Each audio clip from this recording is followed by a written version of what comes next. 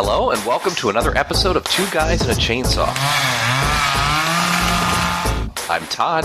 And I'm Craig.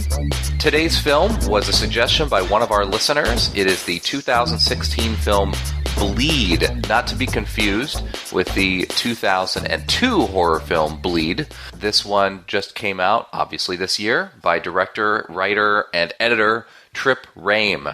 This is one of his first films. He's done a couple other things before this, but not too much. So this appears to be his first venture out into the horror genre. So, Craig, had you heard of this movie before? I sure hadn't. No, I hadn't heard anything about it, and I knew very little about it. And other than what I saw on the screen, I still know very little about it because as hard as I tried to find info about it on the internet, I came up pretty short. Like you said, the director is fairly new in the entertainment industry, I guess, and some of these actors were mildly familiar, I think, but I looked at their IMDb credits and nothing jumped out at me. I don't think that they've done anything major that our listeners would be familiar with. With that being said, with I don't want to say amateur actors, that's not fair. All of them had credits. But with fairly unknown actors and a relatively new director, the quality of the movie is I went in with fairly low expectations. And I think that's a good thing. I didn't. It was better than I expected it to be. Let's just say that. Well, sometimes it's good to come into a movie when you don't know anything about it, right? And then you can completely form your own opinion, and you're not influenced by anything else. And just like for the same reason, sometimes it's good to see a movie with actors you don't recognize, because then your vision of their character isn't really tainted by anything that they've done in the past or your preconceived notion of their personality and the kind of roles that they play, right? That is absolutely true. And to be fair, some of these actors, I mean, they've been in things that you would recognize, just not maybe recognizable people. I think the only one who kind of jumped out to me was this Riley Smith, who played Eric in this movie, sort of the brother. He has that, like you said, he has that kind of familiar looking face. And when I was going down through his profile, I realized he's been in things that I've seen, although I wouldn't have been able to tell you that, before or after this movie without actually looking it up. But yeah, I mean, I thought more than anything, that the acting in this movie was pretty solid. Yeah. Yeah.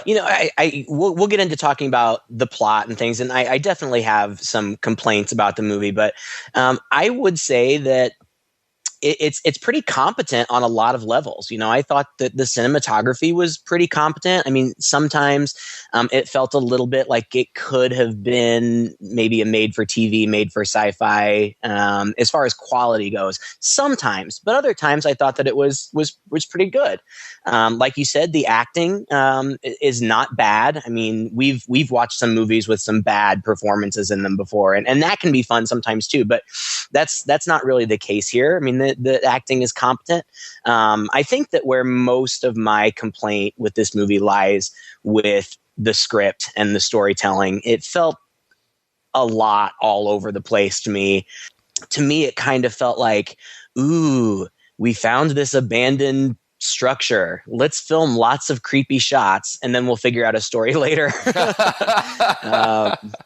But I don't know. Maybe you'll disagree. No, I would actually agree with that assessment completely. It's the cinematography really pulled me in, and the acting didn't take me out of it. So It was ultimately it was the plot that had me scratching my head, especially by the end. And you're right, it did feel like a little bit of everything thrown in there. Well, the plot starts out with kind of a flashback sequence to December 5th, 1979, where we have a couple guys talking in what appears to be a very old backwaters town. Another thing this movie does really well, I thought, was give us a sense of place. We did feel like we were out kind of in the boonies, out in maybe the mountains, the Ozarks, someplace like that, West Virginia, someplace where it's not real hillbilly hickish, but there's that element around. And it sounds like they're talking, I don't know, you kind of have to decode and pick apart what they're saying. I'm not really clear, but a little girl walks in and buys some candy while they're chatting, and one of them notices a birthmark or some kind of mark. I actually thought it was a tattoo. I guess we later find out it's in fact a birthmark on her arm, and it's shaped like a moon, and that is supposed to be sinister. It piques their interest, and after she leaves, the younger of the guys goes after her in a truck. She says something that upsets them. It was difficult for me the accents were so thick that it was difficult for me to understand what any of them were saying at this point. We pick up later in contemporary time, and then, that's not so much of an issue. But the two guys, it sounded like they were just talking about rabbit hunting. I don't know if there was supposed to be something significant about that. But the girl comes in, and I had the subtitles on, but this was on YouTube, and the subtitles are so unreliable. I mean, they just didn't make any sense at all. So I'm really still not exactly sure what she said, but it sounded something like, "Ruth is my friend. You gonna pay for your sinning? Yep. She told me she wasn't your first." And the guy says, "Who's been talking these lies? The preacher?" And she says, "The angels." And this clearly upsets them, and the guy won't give her the candy that she has already paid for. So she snatches it away and runs away, and he sends the guy who was upset sends the younger of the two after her. And that's just kind of the end of that flashback scene until we jump into contemporary time. And I wasn't really sure what was going on, and I don't think we're supposed to be sure what's going on. I think it's supposed to be mysterious, and it's supposed to kind of be resolved later on. But even though there is some resolution, those characters pop back up. We come back, we flash back in time later in the movie. I was never entirely clear what was going on. So maybe you'll be able to help me out in that regard. I'm not sure I'm going to, but you're right. It is an effective entrance, because right off the bat it does establish a sense of mystery, and clearly something's not right about these guys. And of course, anytime you're talking with a little kid in this general sense, especially when she makes a comment like that, then obviously this is some violence being directed towards children, which is always kind of creepy, and you always want to know where it's gonna end up. So yeah, between the moon-shaped birthmark and what she says to them, and again, even them talking about rabbit hunting sounded a little brutal in a sense. They talked about how you got to corner them, and then the movie kicks off into the present day, where we have a couple, Sarah and Matt, who have moved into a new house. Isn't this how so many horror movies start out, right? We've moved out of the city and into the old house in the country to get away from it all, and things are going to turn sinister, of course. Right.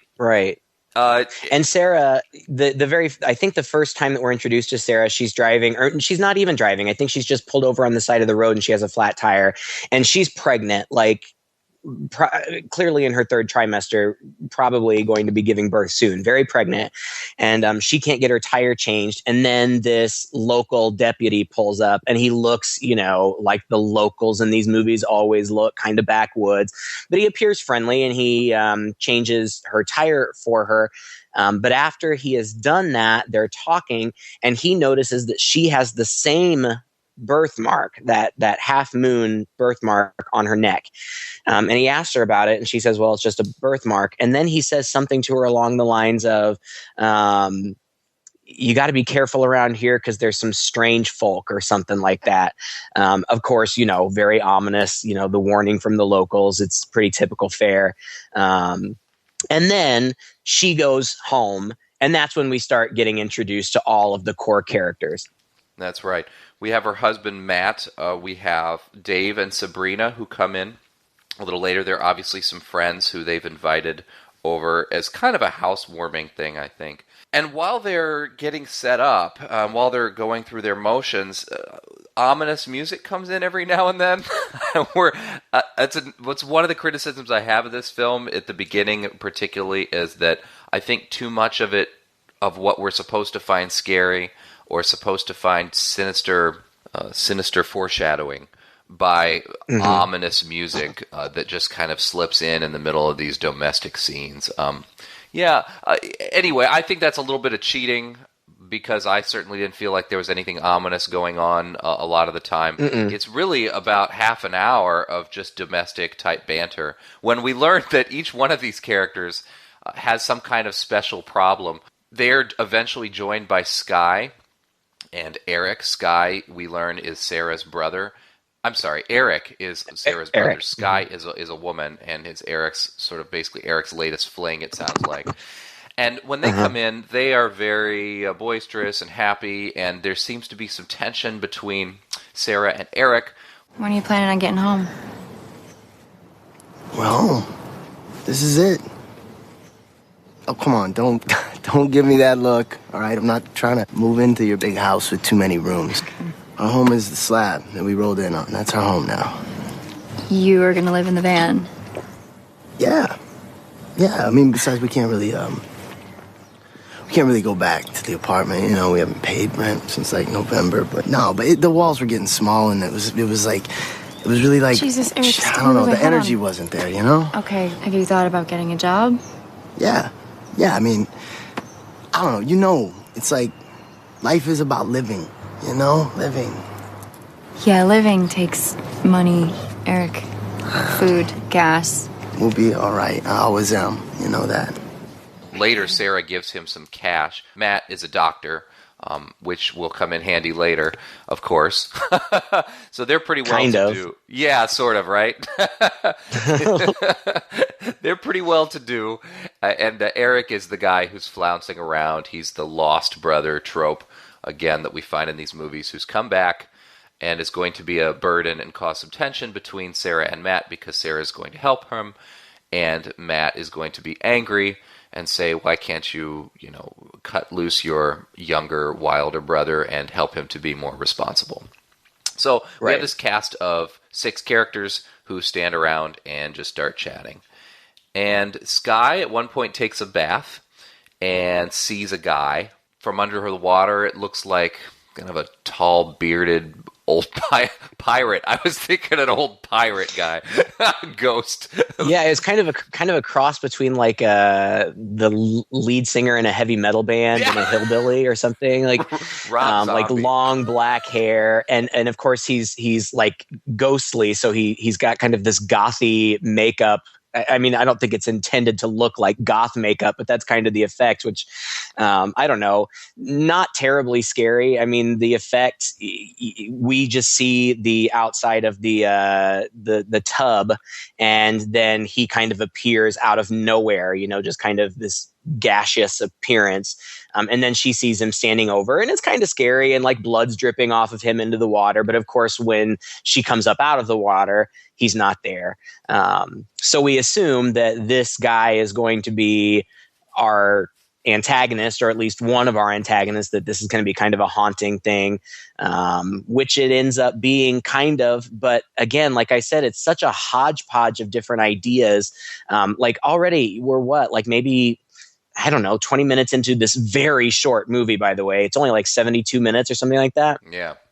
And we've already got like creepy hillbillies, this potentially crazy ghost. It's already been suggested that one of the girls, Bree, is schizophrenic. And so if she's going to be seeing things, we don't know if they're going to be, real or her hallucinations. I mean, just so many things, and that's just the beginning. There's so much more to be thrown into the mix later on, and I think it was just a little bit too much. I really think that if they could have focused the story a little bit, it would have been a better movie. It just seems like there's so many things going on that by the end, when there's supposed to be a twist, it doesn't even really feel like a twist, because there's been so much craziness happening that you expect something unexpected. But anyway, I'm getting ahead of myself. Well, yes. So we see that ghost in the bathtub. It's hard not to bring up constantly, because you are confused. And I think that's the way I felt kind of throughout this movie, is a little bit of confusion. And you expect a certain amount of confusion, especially in a movie where there's going to be a twist at the end. There are going to be things that aren't revealed to you. And so that's not an unusual feeling. But you really can't make heads or tails of it for a long time, and by the end of it, I was kind of like, oh, so that's it? Yeah. Still Yeah. with some unresolved questions. And you're right. It's kind of funny that you get the schizophrenic in here. Then there's tension between Sarah and Matt, which I thought was a little forced. They seem to be pretty loving towards each other and very understanding to each other otherwise. But then the script throws in these kind of weird, silly moments, like when Skye gets excited in the bathtub and starts screaming, Matt runs in to see if she's okay. And that upsets Sarah. Hey. I heard her scream. I went to help. I didn't think she was going to be half naked. Well, I didn't seem to mind either. So. Well, I was checking out our guest. What's your deal? I don't know. I'm sorry. I've been having these really weird thoughts lately about us and the move and the baby and... It's okay. And she goes off on this monologue about seeing things in nature, and everything seems to be going by so fast, and life is so precious and fragile. It's gone so quickly, and it's like this existential moment. And I'm like, I don't understand. Like, is she supposed to be haunted? Is she supposed to be having weird feelings? Is it just because she's pregnant and she's, worried? And there's never really any answer to a lot of these questions. Yeah. She appears to be having these ominous feelings, and as it turns out, she should be, because bad things are going to start happening. But why is she inspired to have these feelings? And then right after that, like, she's just looking around in this house that they have just unpacked, like they've gotten there, and she finds a mysterious old book. Ooh. And like, she opens the book and reads it, and it says, the angels came again last night. They talked to me. I wasn't scared. And like, all of these things, they're so typical in horror movies, but they don't necessarily all work at the same time. And I feel like the director of the movie just thought, well, this has worked and been cool in other movies, so let's just put it in there. It'll be awesome. Yeah. And it just seems it falls a little flat, and it seems a little cheap and unoriginal, sadly. Well, it's not long after the diary, which doesn't ever come into play again at all, and Sarah never makes mention of, and apparently doesn't read anything beyond that first page, that they're out playing Frisbee in the backyard. And, the Frisbee gets tossed a little too far into the woods, and in goes Dave to retrieve it, and he runs across a grave. Anna Harris, right. Grave of Anna Harris, dated from 1970 to 1979. And so we pretty quickly put together that this is the grave of that little girl. And it's weird. It's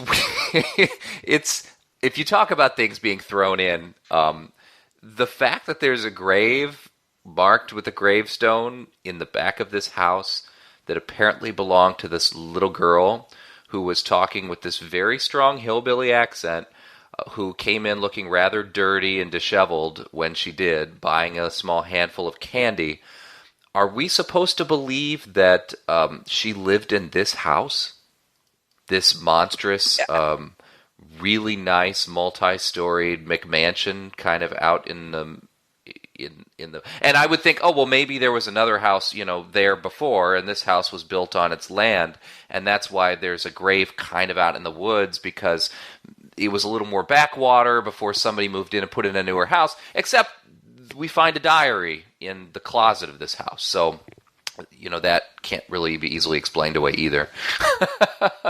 Yeah, it's pretty clunky and contrived, and it just keeps going. Like, there's just no flow to the script, to the storytelling. I mean, right from there, they're like, "Oh, we found a grave," and Eric's like, "Oh, well, big deal. Who cares? Let's go sit down around the table." So they do, like, "Oh, big deal. We find graves all the time, whatever." And then they sit down around the table, and Eric and Skye are like, "Oh, by the way, we're ghost hunters, and we've been to all these places all over the country, and we've been hunting ghosts." And like, what? Okay.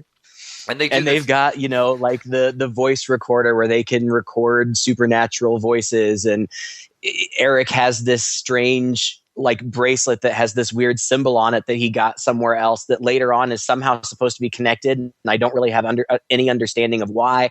It's just so much that you're trying to unpack and process, and there's really not much point because in the end it doesn't really matter. Yeah, Eric has kind of a throwaway line where he says something about how the bracelet called to him and it brought him here or something.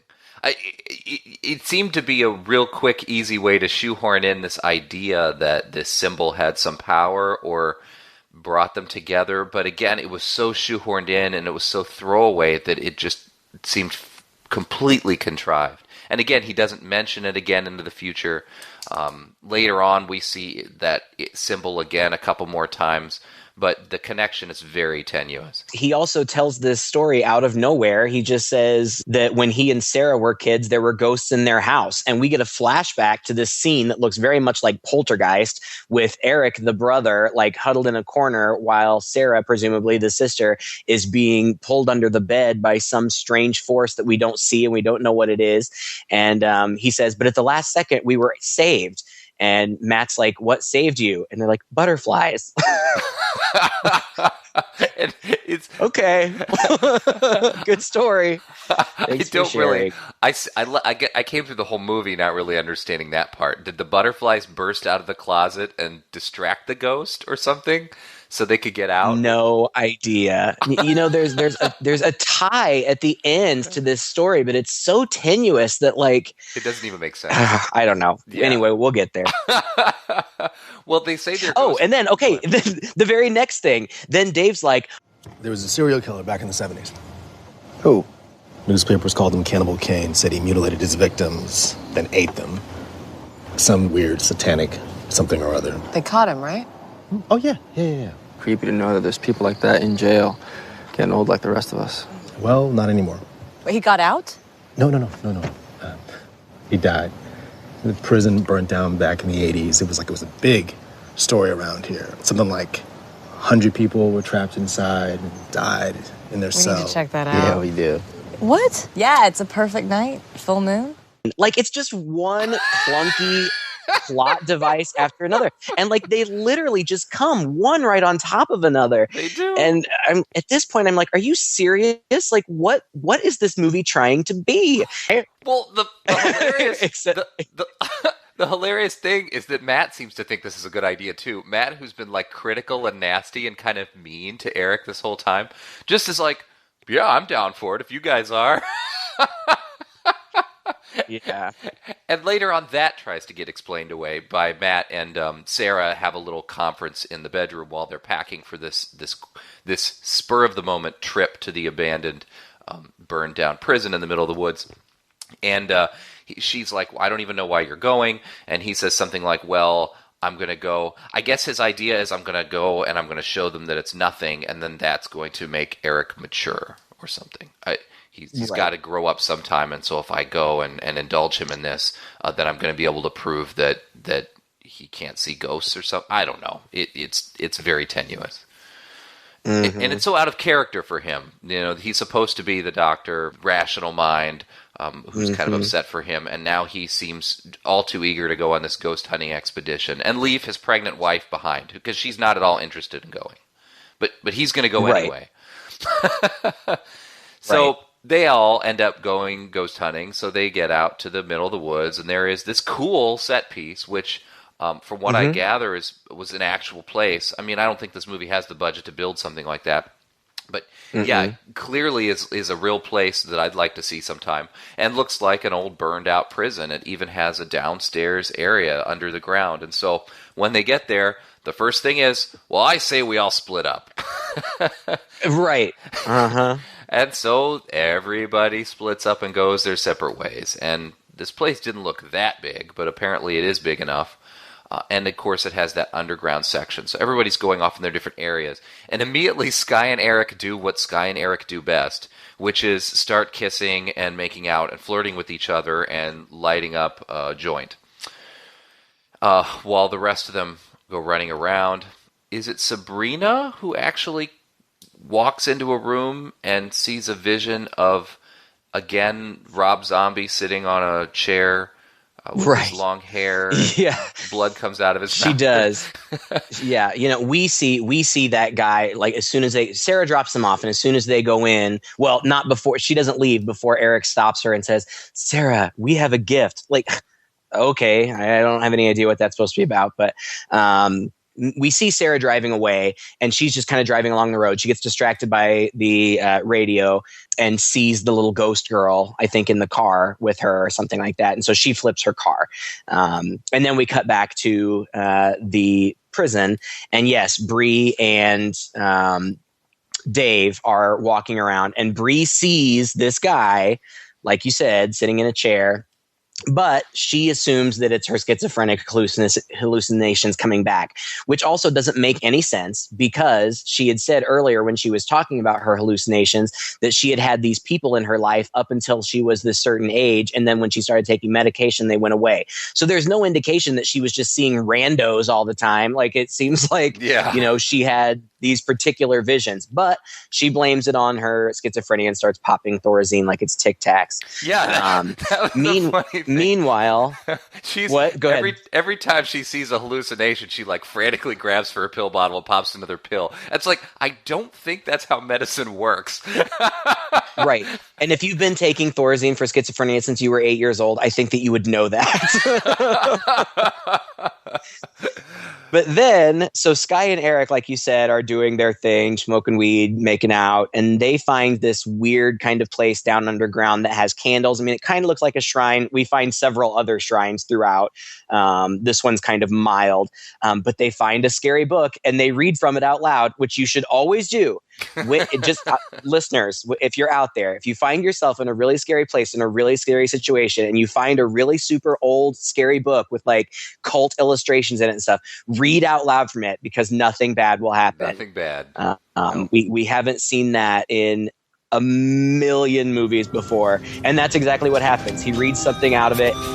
The lost return, awakening the dead, and the end begins, drawing the devil from out of the cycle. Hello? And it seems like something is awoken in the prison, and they all hear some big loud noise, and there's a rush of wind. And so Skye, when that happens, is all freaked out, and she wants to get out of there. But Eric, with his sexy eyes, is able to seduce her into having sex right there in that room. But while they're having sex, he apparently turns into this Rob Zombie ghost that we've seen, and it's this kind of violent, rapey scene. And she grabs something. I don't remember what it was. She grabs something and stabs him in the neck with it. Yeah. And then he falls back and he's bleeding. And everybody else comes in, and Matt, the doctor, is trying to help him. And then all of a sudden, Eric's just fine. His whole shirt is covered in blood. And the note that I wrote down is like, Matt just magically heals him. But apparently Matt finally just says, "It just stopped bleeding. I don't understand." Oh. And that's just it. I mean, okay, good enough explanation. And Eric, who has just been stabbed in the neck and has been bleeding from the throat, is the only one who wants to stay and continue to look around. I mean, it's just, well, it's frustratingly nonsensical. Nobody's freaked out that she stabbed him. They just pardon that. Yeah, you're right. It's weird. It's weird. In the meantime, Sarah has been picked up by a scarred cop.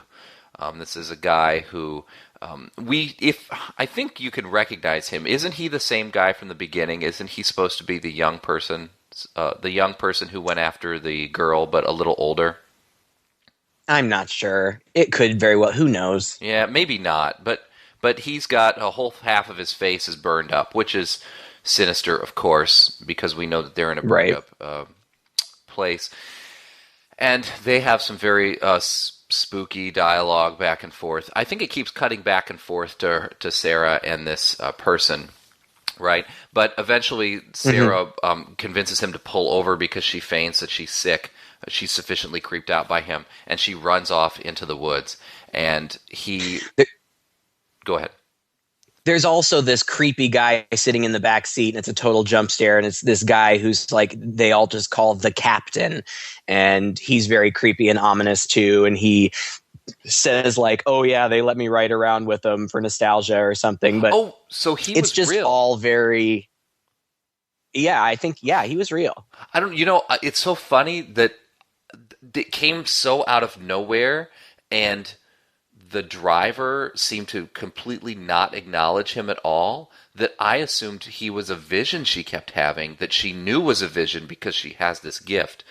And because he even had like this, the way he was lit, was kind of a glow from behind and in front. And at first I thought, well, maybe he's the vision of this preacher that, they keep talking about. But you're right. I guess he was just a guy. Actually, that makes more sense. Mm-hmm. Yeah, but less. Yeah, and yeah, right. I mean, as sensible as this movie gets.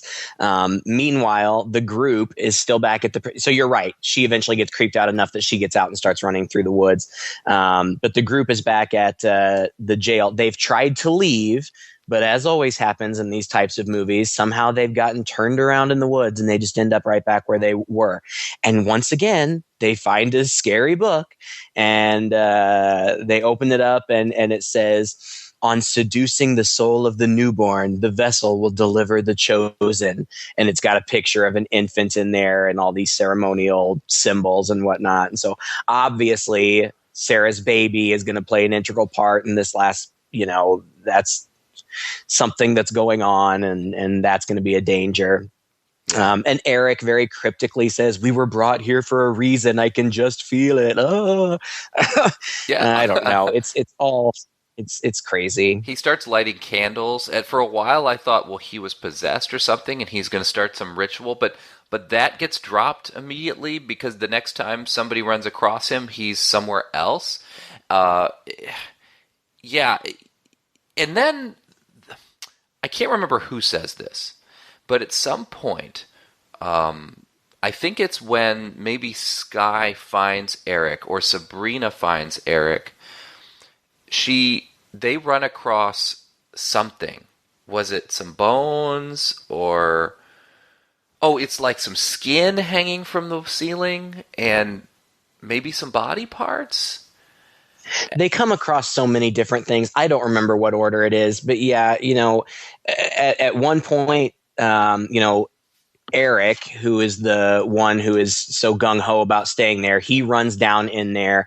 Skye runs off into the forest where she encounters all of these men with flashlights. We can't really see them because they're in darkness, but they are very ominous and threatening. So she comes running back, and because they're now being pursued by these people who they don't know and don't know what they want, Matt says, "Dave, you take the girls down into the cellar or into the prison and find a place to hide, and I'm going to try to divert these guys." And then we just have Eric, Dave, and the Skye and Bree running around down there in the prison. And it makes no sense. They split up off from each other all the time for no good reason, so that they're on their own. And, sometimes they'll be together when they'll see something, and that's what will, motivate one of the girls to be scared and run off. But you're right. There's one room that has like some sort of bone sculpture. Again, very stereotypical for these types of movies. Looks like some sort of satanic ritual or something. It's like, and then there's another one. Yeah. And then there's another room. You're right, that had like what looked like human hides, like people had been skinned and their skin had been hung up on hooks, and there were some heads in there. Sarah eventually makes her way to the prison. She gets down in there too. She finds a room full of skulls. And none of the, it's all just for atmosphere. Like there's really no point to any of these things except for, okay, we get it. It's some sort of cult or something, but that's it. It's really just, ooh, look what we made. It's scary. If there were purpose to it, if the story was better, because they're actually pretty cool set pieces. Yeah. But it's just like walking through a haunted house. Like you take a look in there and you're like, oh yeah, that's scary. And then you walk on to the next room. Like, that's, that might be fun for a haunted house, but for a movie, it feels pretty thin. Yeah, and I want to say that it's even before the locals come that not Sarah, I think it's Sabrina or Skye makes a comment that says, after they encounter one of these rooms, and says, "This is a trap. It's the locals. This is exactly what they wanted." And I'm thinking, right. what trap? You guys on a whim decided to come out here. Nobody cajoled Exactly. you out here. It doesn't make sense as a trap. Maybe it's the bear trap you set in the woods, hoping that in years from now somebody will stumble upon it. But it's definitely not exactly what the locals wanted. It's what you wanted. You guys are the ones who chose to come out here in the first place. Right. So yeah, it's very tenuous, and I don't know. Of course, Sarah gets dropped. Sarah leaves that car and magically finds her way back in there, so she's with the mix too. And Sarah is having these visions down there as well. And sadly, this is the only way that we really get any more backstory on this little girl thing that pops back in. Because Sarah has this gift, I guess, or is being given these visions, and we get to see, like a movie played out in front of her, we get more of the backstory of this girl. And apparently what happened with this little girl is after she was chased down, they grabbed her, the villagers grabbed her, and I guess because she had this birthmark, she was significant, she was important, and they take her, this cult takes her into a barn, and I guess they're probably going to have their way with her. Basically impregnate her, and it's pretty creepy. One guy says, Right. hey, you might get And lucky plus- too. Yeah, it's super creepy, especially since she looks like she's maybe 8 or 9. Like, Yeah. I don't know if these people understand how human reproduction works, but I think it would be fairly unlikely that a child that young would become pregnant. However, we're dealing with supernatural Satanists, so whatever. I guess anything's possible. Supernatural baby. The important thing that we see there in that flashback is that Cain, this guy, we find this supposedly this mass murderer who killed all these people and ate them. This is the guy that we assume we've been seeing, the big scary heavy metal guy. Cain actually tries to help the little girl escape.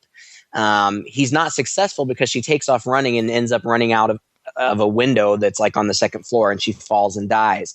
But I guess what this is supposed to be the twist, I think, is that we have thought that this ghost that has been appearing all along was malevolent and was evil and was trying to, kill all these people or whatever.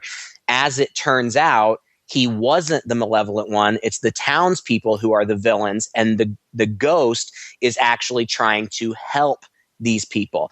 But there are some things that are just completely nonsensical if that's the case, because before this, Dave, is it Dave? Yes. Dave runs into a room and finds Cain chained to a wall, and Cain kills him, like sends out this big burst of flame from his chest or something and kills Dave. It makes no sense with the rest of the narrative. Yeah. If this ghost is supposed to be trying to help these people, why would he kill one of them? It doesn't make any sense. Yes, exactly. It's one of these cases of the ghost appears, and I think you're right about what's supposed to be the twist, and you're absolutely right that it also makes no sense. You can sometimes forgive the idea that, well, when a ghost appears to somebody, it's naturally going to be scary. The ghost can't help that it's scary because it's dead or it looks gross or whatever. So it's trying to be benevolent and helpful, but is being mistaken for something odd and terrifying. Except this guy really is like intentionally terrifying. He kills this guy. And so he's not really helping anything. Sarah coughs up the dirt. Dave is dead. What? Everybody gets picked off. Yeah, everybody gets picked off in a matter of like a few minutes. No, but I love except for Sarah. I love the bit where Eric comes across the file that Dave had. Or is it a separate file? I guess it's a separate file. The important part is that these locals have scattered police files of Cain throughout this abandoned prison. As one character says, I think we were supposed to find this. For whatever reason, I couldn't fathom. But anyway, Yeah, he says it's almost like someone left this here for us to find. Yeah, it does kind of seem like that. It does. Like, I don't know, the prop guy. Yeah. But anyway, Skye. I think it was Skye who runs across Dave and finds that he's dead, and so she runs back off. And encounters Eric, and Eric has this file, and she says, Dave is dead. And he goes, what? And she says, like, he's dead, he died. And Eric's like, okay, but check out this file. And they just start reading from the file. And the fact, poor Dave in this movie becomes, you talk about a movie littered with just tropes from other films. He becomes that poor stereotypical black guy who you know is going to die, and nobody gives a crap. So you're right. Everybody kind of starts getting picked off. The scene that you were just talking about, that was actually Sarah. Sarah and Eric peruse the file. Then the locals all come in and they take off running. Eric just immediately gets shot in the head and he's dead. So now everybody's dead that we know of, except for Sarah. And we don't know where Matt is because we haven't seen him in a really long time. But Sarah ends up back in that room, the first room where Skye and Eric had sex and all that went down. And both Cain and the little girl appear to her, and Cain opens his hands and has a butterfly in it. And he says to her, Anna had the mark. I failed her in the barn. It ain't happening again. So apparently he's going to try to protect Sarah. And I guess what we're supposed to believe is that somehow he was the one that protected her when she was a kid. Like, I don't even understand what the ghosts were that were after them when they were kids. I have no idea what that was all about. Yeah. But here you have the image of the butterfly again. So I guess that was him protecting her even then. Whatever, makes no sense. Fine.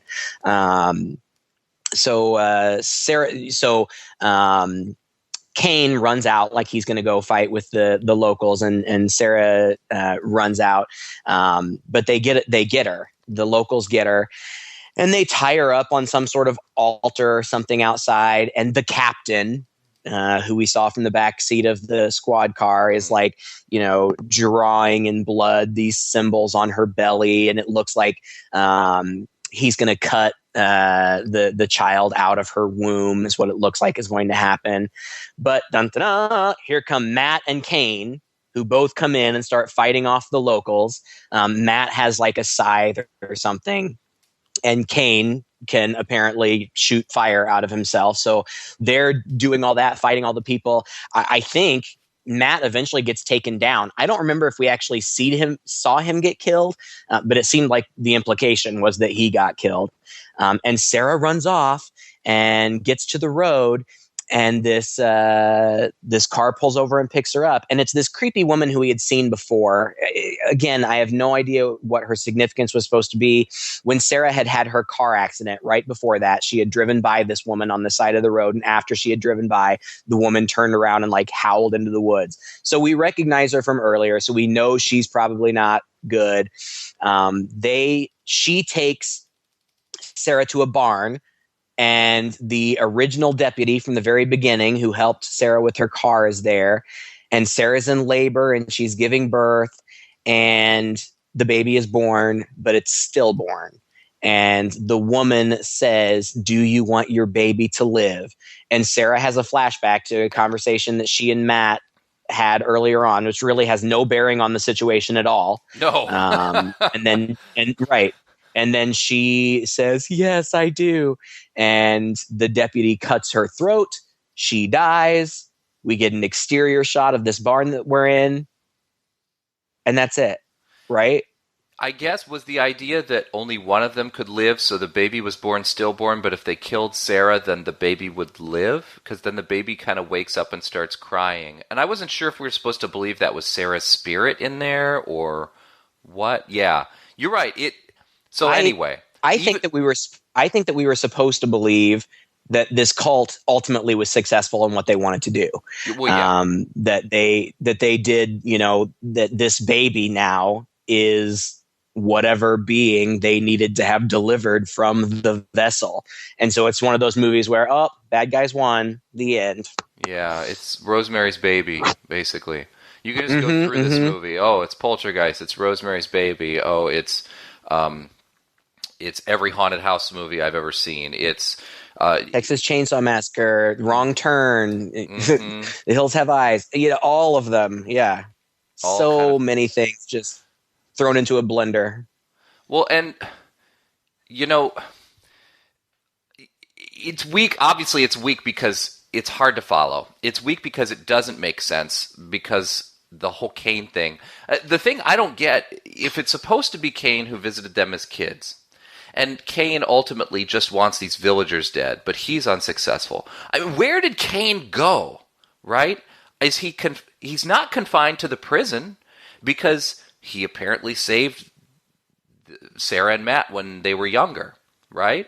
And he doesn't need to be woken up by a spell in a book to have any power, because he's been appearing to them in all these different places outside of the prison, and also released some butterflies to him and Matt when some other unknown ghost was getting at them. So where has he been all this time? Why hasn't he taken care of the villagers earlier if he could do that? Right. Okay, maybe in order maybe in order to wake him up and give him the ultimate power, you need to read from this spell book in that room. Okay, fine. So that's been done. He kills the villagers in that room. But then when the hillbillies pick up Sarah outside this whole event and take her back to the barn and do this last ending scene, where is Cain now to decide she doesn't need protecting anymore? Right? I mean, it just doesn't make there's no internal coherence to the plot. There just isn't. Mm-hmm. The first half was a pretty good setup, and then it just devolved into.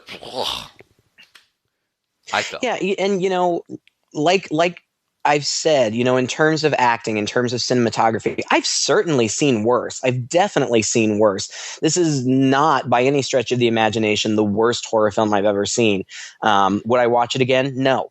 I could see how maybe this might be something that, and we've said this before, we're probably getting a little old saying it, but like if you were having a Halloween party and you just wanted scary movies running in the background all the time, there's some interesting visual stuff going on here. And it's short and it moves at a pretty quick pace. So for that purpose, it might be effective, but the narrative is weak, to say the least. Well, and you bring up a good point. It is short, and that is pretty nice. It does move. It doesn't get boring. It gets confusing, but it doesn't really get boring. And it moves quick enough. And, you know, if you've only spent 70 minutes on it and you're disappointed at the end, at least it wasn't 2 hours, right? Right. It wasn't even an hour and a half. Well, we've seen much worse movies that we've had to sit through for that long. And this wasn't a horrible movie to sit through. The acting was pretty competent. The cinematography was very good. Even the effects, which in a movie like this can tend to be on the cheesy side or clearly computer generated, I thought were pretty effective. They did some interesting things. That scene that you were talking about when Sarah had the flashback and it appears almost like a movie projection, that was kind of cool. And there were other cool things too. There were a couple of effects that were a little cheesy. The initial butterfly explosion early in the movie seemed kind of cheap. But other than that, yeah, I agree with you. Yeah, it's just a kitchen sink kind of movie, and it didn't have a satisfying story to it. That was, I guess, the most disappointing. And honestly, that's really what matters whenever you're watching anything. You can put up with bad effects or cheesy acting or whatever if the story is good. And here's one of those clear examples of you can have everything else right, but if you don't have a good, coherent story, it just all seems to waste. Couldn't say it better myself, my friend. Well, thank you for joining us for this episode. If you enjoyed it, please check us out on iTunes and Stitcher. Share it with a friend. Also, check us out on social media. Facebook. Our Facebook page is a good place to let us know what other films you would like us to see, and let us know what you thought of this film or any of the other films that we've reviewed. Until next time, I'm Todd. And I'm Craig. With Two Guys and a Chainsaw.